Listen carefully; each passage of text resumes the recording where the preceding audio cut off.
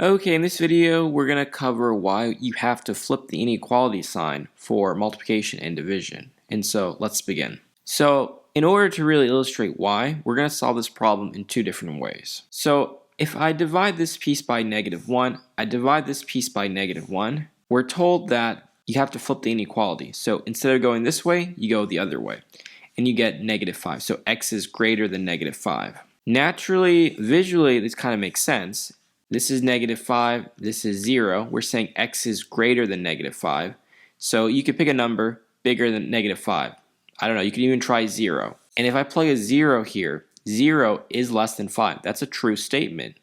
Likewise, if I plug a 0 here, 0 is greater than -5. That's a true statement. Of course, you could try numbers like 5. -5 is less than 5. Again, a true statement. And 5 is greater than -5. A true statement. But another way of thinking why we need to flip the sign is, let's try this problem, the same problem, but let's solve it another way. What if I go ahead and I add x on both sides? I can do that in math. Then this piece becomes 0, and we're saying 0 is less than 5 plus x.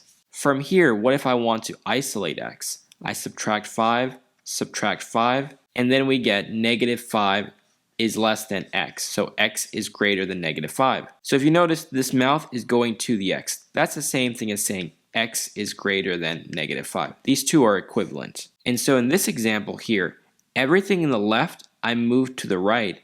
Everything in the right, I move to the left. But we'll do another set of problem just to make it more clear. Now this problem doesn't have any variables, just concrete numbers. And 5 is greater than -3. That's a true statement. Now, if I divide by -1, divide by -1, we can also say that 3 is greater than -5. That's also a true statement. Likewise, if I add 3 here, I add 3 here, I get 0 is less than 5 plus 3 is 8. Likewise, I could subtract 8. I could subtract 8 on both sides, and I would get -8 is less than 0. So 0 is bigger than -8. And so this statement and this statement, they're both true. And one more thing just to note, whenever you multiply positive numbers by negative on both sides, the bigger number becomes smaller. So for example, 3 is less than 5. So 5 is bigger than 3. But if I multiply both by -1, -3 is greater than -5.